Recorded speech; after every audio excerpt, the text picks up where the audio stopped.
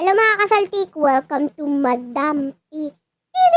Yeah, this is me, Madam P. Ano, kamusta naman kayo dyan? Mga kasaltik? So, okay naman ako. Magre-reading na. Nakakainis yung intro natin. Anyway, this is for water sign, Cancer, Scorpio, Pisces. Take only what resonates kasi hindi ito magre-resonate sa lahat. So, kunin mo lang yung mga messages na magre-resonate para sa'yo. And of course, sa mga hindi pa nakakaalam, marami pa tayong channel, hindi lang ito ha. Tignan mo na lang dyan sa description box also. Kung gusto mo na magpa-personal reading, ready ka na, handa ka nang kumausap sa isang tarot reader na magaling din. Nandyan na lang din sa description box. Ayan. Jean C. Palmes, yun yung pangalan ng tarot reader. Hindi ako. Hindi tayo pwede mag-usap, magkakagulo tayo. Anyway. For water sign, we do have here the Page of Pentacles.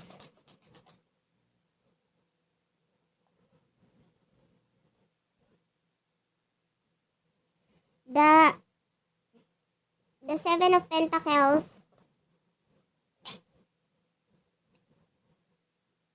Ten of Pentacles is here. Six of Pentacles. Wait lang, ayusin natin. Yan. Six of Pentacles. For water sign, please.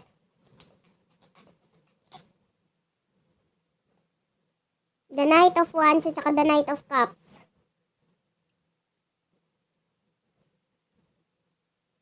Oh. Pwede na tayo matulog.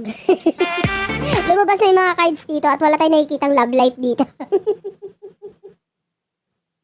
Diba? Hindi. Yung iba sa inyo, sa totoo lang, with the Page of Pentacles, there's this new person. Merong new person naman. Merong new person. Kaya lang wala kang pakialam. Bahala ka sa buhay mo. New person ka. Ikaw na ba yun? Yung sinabi, yung iba sa inyo, diba? Maaaring alam mo na to. Kilala mo na to eh. Pwede nga yan. Ikaw na ba yun? Yung sinasabi ni Madam P na new person. Ay, hindi ako interesado sa'yo. Ganun ang energy mo. Wala kang pakialam dito sa new person na ito. Kasi with the Page of Swords, iba yung gusto mo eh. Iba yung gusto mo at hindi ito person na ito. Pwedeng, nakikita mo lang siya as, yung iba sa inyo marami kang crush, marami kang gusto, marami kang ina-admire, ganun. Pero yung mga tao na kumukonek sa'yo, hindi mo gusto. Choosy ha. Choosy ang energy mo.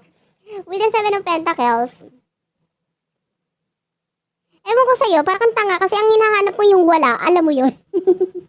Example, pumunta ka sa, sa department store. May lumapit sa yung sales lady.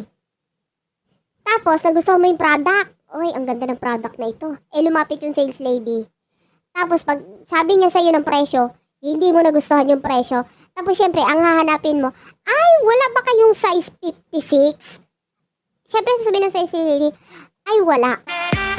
Nahiya ka lang sabihin, ay, mahal.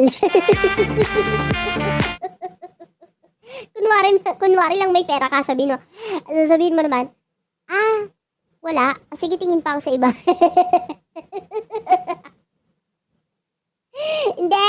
Eto, ini-example ko lang yon kasi nakikita ko na ngayon, may choices ka, kaya lang hindi mo sila trip. Merong matanda, merong bata, merong hindi mo maintindihan, sobrang talino, merong kulang naman sa talino, alam mo yun? Yung pa, wow, paka-choosy. Ikaw nga may saltik eh, willing kang tanggapin eh.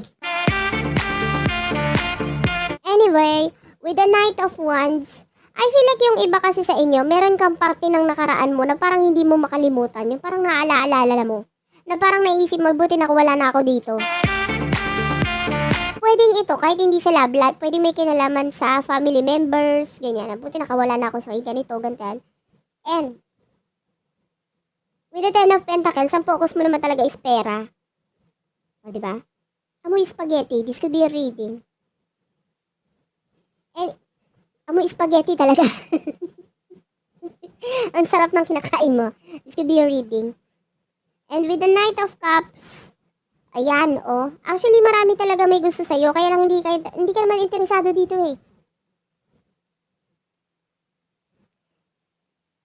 Clarify natin itong mga to. What's with the Page of Pentacles?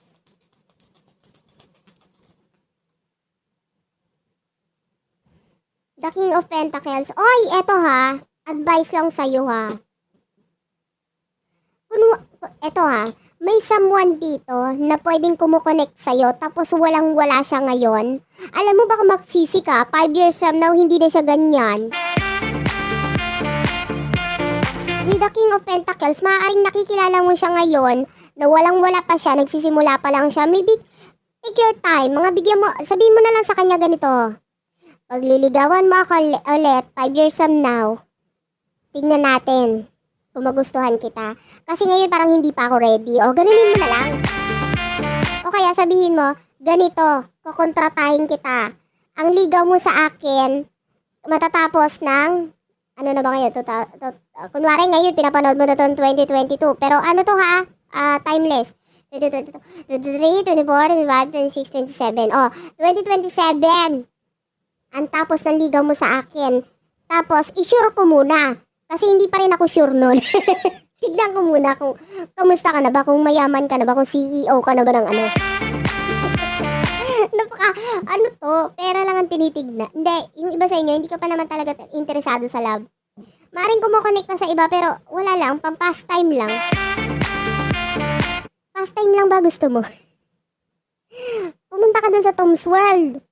Bumili ka ng token. Ayan, yung maglaro-laro ka. Enjoyin mo yung sarili mo. O kaya kumanta ka sa video, okay. Pastime lang. Kung gusto mo, pastime mo, maglaba, ganun.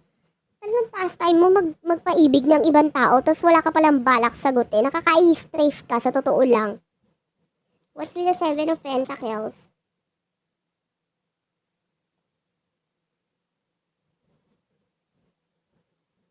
In fairness naman, in the near future, nagiging maganda yung finances mo, yung dating sa'yo. Kasi with the world, maraming tutulong sa'yo na pwedeng kahit malayo, tutulungan ka. Malayo yung person na, yung mga malayong tao. Tinutulungan ka nila pagdating sa usaping pera. So, hindi ko nahihirapan ka pagdating dyan sa bagay. Maganda ang sinasabi sa iyo ng kaperawahan mo. Pero pagdating sa love life mo, parang ligwak. Ganun! Alam mo yon. Gets mo? And, what's with the 10 of Pentacles? The Lovers. May gustong makipag-partnership sa'yo pagdating sa pera. This could be a friend with the 3 of Cups. Oo, gusto niya makipagtulungan sa'yo regarding sa pera. Something new or something bago ang dadating sa'yo na pwedeng may pinakalaman sa may kinalaman sa pera at may kipagtulungan itong person na ito. Are you ready? Kasi itong person na ito, ready siya eh. Hindi ko lang alam sa'yo. Basta ready siya doon pagdating sa pagkakaabalahan regarding sa pera. What's with the 6 of Pentacles? Taurus, Virgo, Capricorn energy. We do have here the 10 of Swords. Gemini, Libra, Aquarius energy. Pwedeng meron ka mga kamag-anak or mga kaibigan or mga alam mo yon, mga pwedeng manliligaw kung ikaw ay babae. O, maliligaw rin kahit ikaw ay lalaki. Malay mo may nagkakagusto sa'yo, maliligaw sa'yo. And, pwedeng ita-turn down mo itong taong to. Kung kamag-anak, ganun din. Pwedeng ita-turn down mo siya. Maaaring meron siyang request na sasabihin sa'yo, tapos ita-turn down mo yon.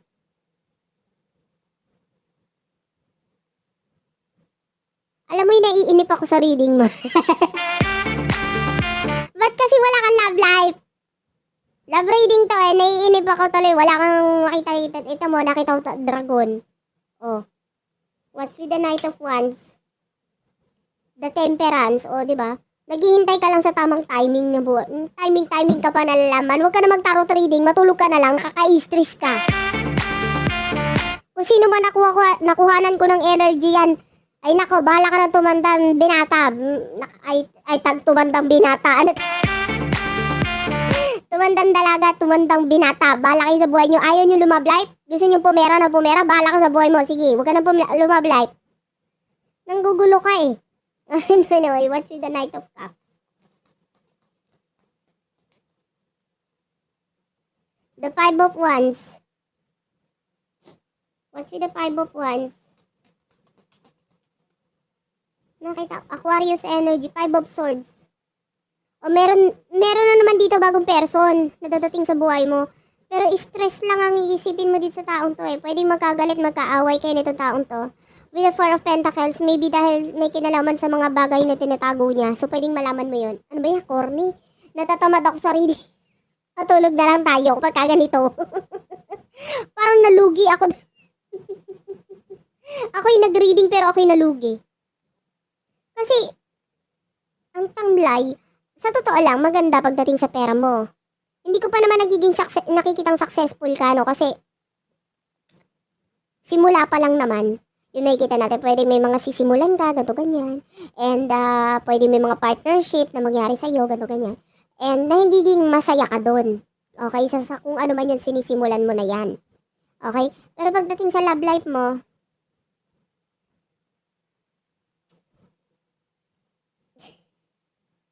alam mo yung wala akong masabi kasi wala naman akong makita. Single for life ka ba?